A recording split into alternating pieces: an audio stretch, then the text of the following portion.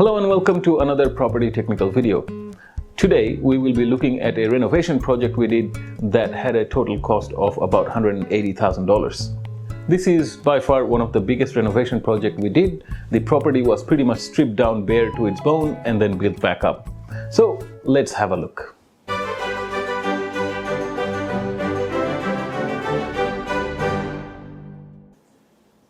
So let's discuss what we started with and where we ended. So the old property had a side entrance with a sliding door, and this living room, they call it, was probably a patio they converted into a room. From there we could walk into a lounge room which was relatively big, and from there a bedroom. And on the other side there was a hallway, sort of wasted space, and then the bedroom 1, which is a master bedroom. The bath was just a bath, there was no toilet there. And then bedroom 2, the kitchen was right smack bang in the center of the house, very awkwardly, and then there was a big massive wall dividing the house in two halves. Now this at one stage used to be an external wall, and one side we have a laundry and utility room and a little toilet. At the back of the house there was what they call the meals room and then a 4th bedroom. So the house had 4 bedrooms, which is not a bad number, except one toilet only to service the whole lot. Certainly not enough. So we proposed a plan where we would change some of the things, such as we'll put in a front entry. What they had a formal living area, we'll turn it into a bedroom. So the existing bathroom would be given a toilet as well, and where there was a toilet, we'll turn it into a bathroom. The main bathroom would go there. And we also proposed to add a 3rd toilet, just a powder room. Some of the wall had to go, such as the wall that was dividing the house in two halves. We wanted to put in a stacking door at the back wall, so that had to be cut open as well. Before we go into what work had been done, let's quickly cover the costs. Some unavoidable cost was asbestos removal. There were so much asbestos in that house. The total bill for just removing asbestos was around 10 grand. All the electrical cable had to be redone. The old ones were short and could not be reused. The plumbing in its entirety had to be redone. And also, because we were stripping the house down to its bones, there was so much waste that the bill for removal of waste alone was around $5,000. So when you're doing your own renovation project, these are some of the costs that you might face as well. Okay, so let's begin with what we started with. As you can see, the driveway didn't come all the way out to the road, and it was in a sorry state as well. So the person who used to live there, it seemed to me that he was a bit concerned about security. He had shutters on all of the windows, no front entrance either. So we had to cut open the front wall and get rid of one of the windows to make the entrance. So here we're getting the excavation done for the concrete to be poured. We not only did the driveway, but we also concreted part of the front yard. So there was a rose bush there. It had white rose on it. And the guy standing next to the excavator, his name was Mark, right? He was a funny guy. So he asked me what's going to happen to the rose bush. And I said, what's going to happen? Just, get rid of it. I said oh, I'm so unromantic. They dug it up with the excavator, right? And then we planted it in the backyard. Now, slowly over time, the rose bush did not survive, and what we were left with was a dead rose plant with thorns on it. Now, isn't that romantic? So the front entrance was made. To cover up where the cladding was cut open, we used these decking boards as a trim, and to match, we used the same decking board around the main entrance door as well as architraves. And here's the effect. They sell these privacy screens made out of the same timber, marble. Instead of using it for privacy, we just screwed them end to end to form a front fence. Also, the side gate, we didn't remove the gate itself, we just took out the metal panel that was there, and in its place we screwed on marble timber as well, and it all tied up together nicely. We put down quite a bit of concrete on the front yard, and the reason for that was for day-to-day living, we could just drive in, come home and park our car there. 2 cars would fit there side by side, no problem, and there was enough turning radius for either of the car to be taken out without needing to move the other. This was very convenient. And now the inside. They had the roof joists exposed. I was really hoping that we could make the ceiling similarly with exposed beams. While exposed beam would have been nice, but they didn't do a good job when they made it, so we just covered it all up. So we took out all the old plasterboard which were in various stage of disrepair. So this is the other side of that kitchen wall, and any wall that is visible, all of it is asbestos. So once all the old walls were removed, the electrical and plumbing works began. At this stage in time, so much was removed that we could pretty much see through the house from one end to the other. This picture shows the new beams that were put in, and while I had the opportunity, I placed new insulation everywhere. That's my biggest hammer. You know how fun it is to swing that thing?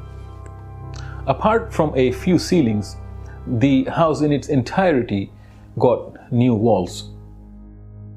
The finished inside. So as soon as we enter, the formal living remained what it was, a formal living, except with a new entrance at the front, all new walls, all new floors, all new ceilings, downlights. The windows are old, but it has been dressed up with new architraves. It looks nice and fresh.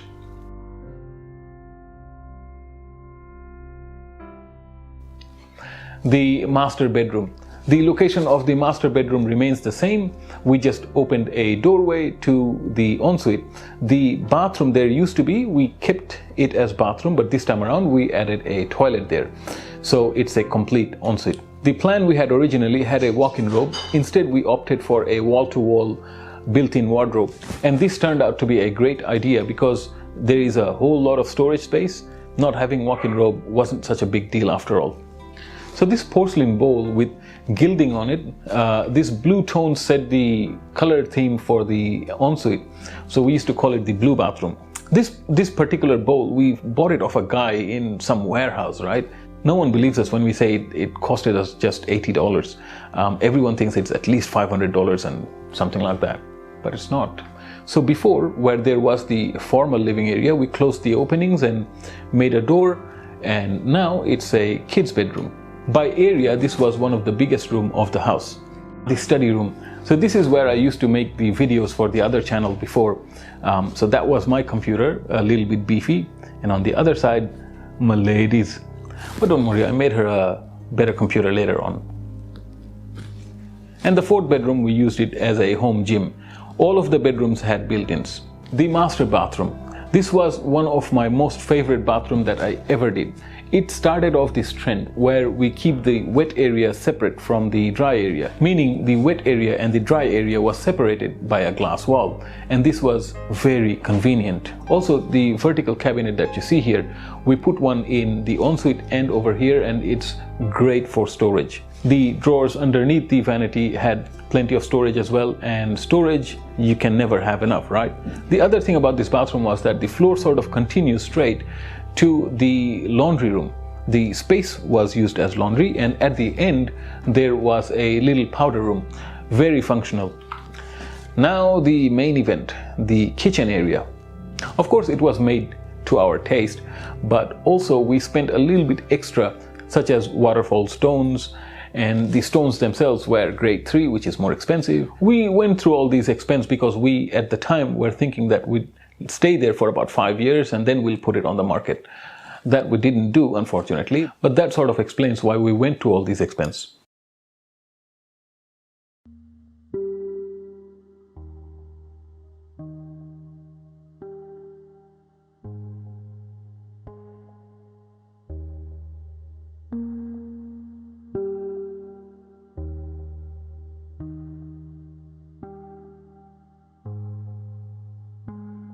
The little light pendant that you see over there was made by yours truly. It was from an offcut of timber piece that was going to be thrown away, and instead of letting that happen, I just cut it into a triangle using a circular saw, and this is the end result. On the other side there was the casual living area, which had a nice open feel to it because there was the sliding door behind it as well.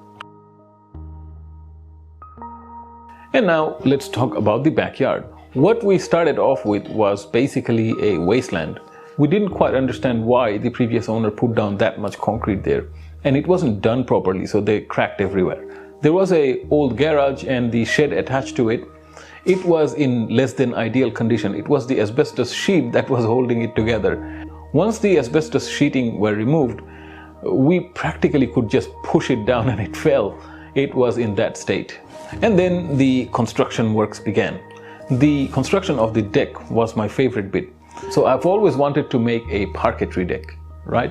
And this is where I got to try it out. It was so much more work. It took me a month and a half. While I was supervising the reno work, I was doing the deck as well. And it was a slow, time-consuming process. We had to measure, cut, and fit each board at a time. It didn't fit, take it back to the saw, trim out another millimeter, put it back, like that. Painstakingly slow. By the way, these joists, I fell through it in a funny kind of way. I'll save that story for another video. The finished product, obviously a beautiful masterpiece. I loved it. And practicality wise, it was pretty good too. When we had barbecues and stuff, people could stand there and have a chat. The balustrade was made out of a white piece of spotted gum timber. Spotted gum is a beautiful timber. It's very hard. Like, it makes your drill bits blunt. It's that hard. But the upside is that you can sand it down to a glossy finish. It was beautiful. So below the deck, we used pine screening to cover it all up. And the same pine screening we used for a art piece.